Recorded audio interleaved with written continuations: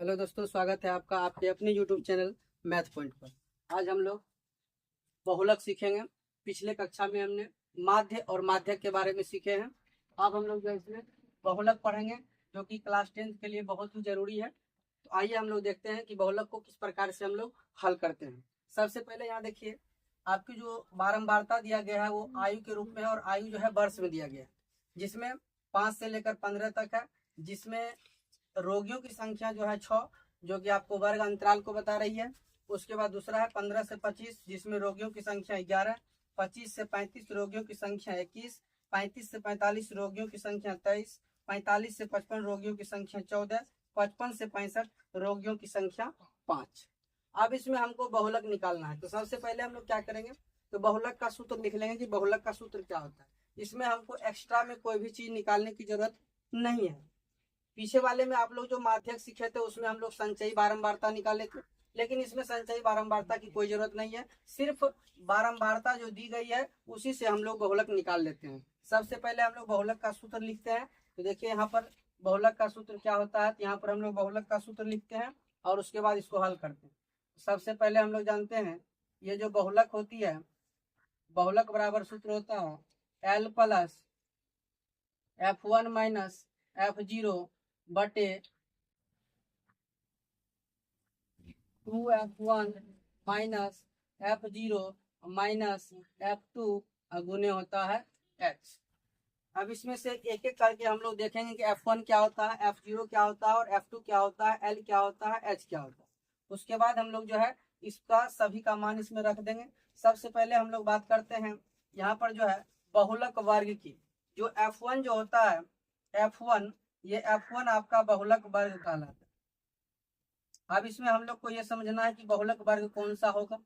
तो बहुलक वर्ग वो वर्ग होगा जिसमें बारंबारता जो है सबसे अधिक होगा। तो यहाँ देख सकते हैं कि सबसे बारंबारता जो है अधिक, वह 23 की है, सबसे अधिक बारंबारता। तो आपका जो बहुलक वर्ग होगा, ठीक इस बारंबारता के जो सामने वाली जो है 35 से 45, ये आपका बहुलक वर्ग कहलाएगा। और यहाँ जो F1 है, ये F1 बहुलक वर्ग की बारंबारता कहलाएगी। ये F1 हो गया बहुलक वर्ग की बारंबारता।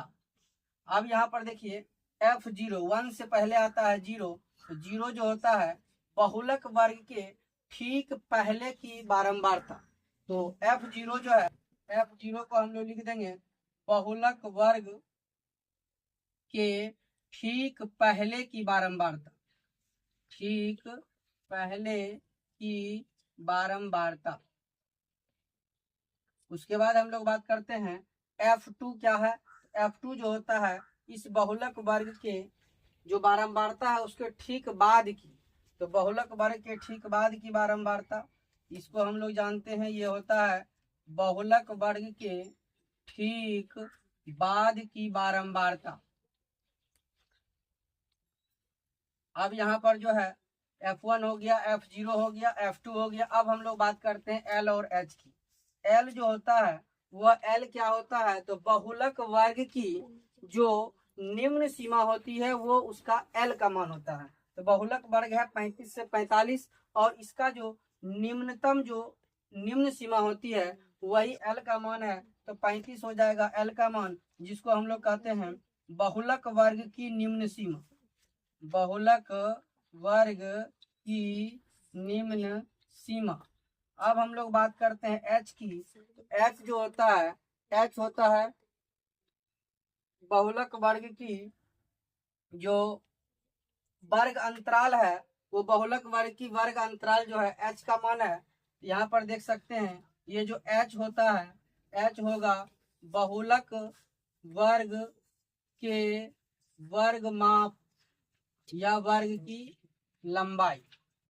अब इसमें जो है सबका मान हम लोग रख देंगे, तो आप बहुलक का मान निकाल सकते हैं। देख सकते हैं बहुलक वर्ग की जो बारंबारता है वो बहुलक वर्ग कितना है, 23। तो F1 का जो मान हो जाएगा यही सामने में लिख सकते हैं, F1 का मान हो जाएगा 23।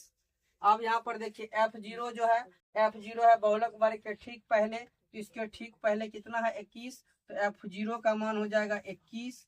उसके बाद F2 देखिए इसके ठीक बाद की बारंबारता, तो F2 ठीक बाद कितना है 14, तो F2 का मान हो जाएगा 14।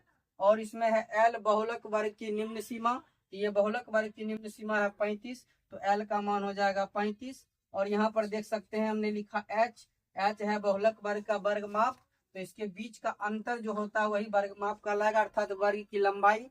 तो 35 से 45 के बीच का जो लंबाई है वो 10 है, तो H का मान हो जाएगा 10। अब देखिए सब मान को ऊपर वाले सूत्र में रखने पर हमको इसका वैल्यू प्राप्त हो जाएगा। तो सबसे पहले देखिए L, तो L का मान कितना है 35, तो रख देंगे यहाँ पर 35 plus F1 minus F0, F1 है 23, F0 है 21, ये हो जाएगा 23 माइनस 21 बटे। अब यहाँ पर देख सकते हैं 2F1, F1 है 23, तो 2 गुना कर लेंगे 23 माइनस F0, F0 है 21, तो 21 माइनस F2, F2 है 14, तो F2 हो गया 14, मल्टीप्लाई कर देंगे H, H का मान है 10, तो यहाँ रख देंगे 10। अब इसमें क्या करना है, इसको माइनस प्लस करना है, 35 का 35 प्लस 23 में से 21 को जब माइनस करेंगे तो ये हो जाएगा 2, तो 23 में से 21 घटेगा तो ये हो जाएगा 2 बटे 23 को 2 से गुना करेंगे तो ये हो जाएगा 46। यहाँ देखिए दोनों माइनस माइनस साइन है, साइन रहेगा माइनस का, लेकिन दोनों संख्या जुट जाएगा प्लस हो जाएगा, ये हो जाएगा 4 1 5 और ये हो जाएगा 2 1 3 35, और इसमें हमको गुना कर देना है 10। अब यहाँ पर देखिए ये हो जाएगा 35 प्लस 2 बटे 46 में से हमको 35 को माइनस करना है, नहीं घटाना है, तो 6 में से 5 घटेगा 1, 4 में से 3 घटेगा 1, 11, और इसमें गुना करना है 10 से।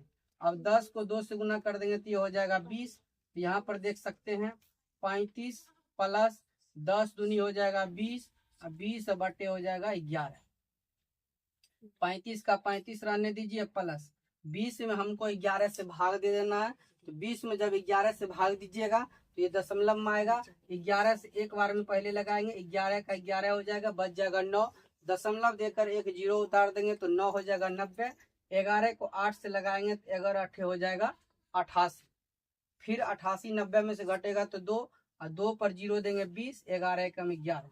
इस प्रकार से इसको जब हम लोग जोड़ेंगे ये हो जाएगा 36.81, लगभग में आपका ये बहुलक का मान निकल जाएगा 36.81। तो इस प्रकार से हम इस सूत्र का प्रयोग करके और भी बहुलक को हल कर सकते हैं। बने रहिएगा अगले वीडियो के लिए, और आपको यह वीडियो कैसा लगा कमेंट सेक्शन में जरूर बताइएगा। धन्यवाद।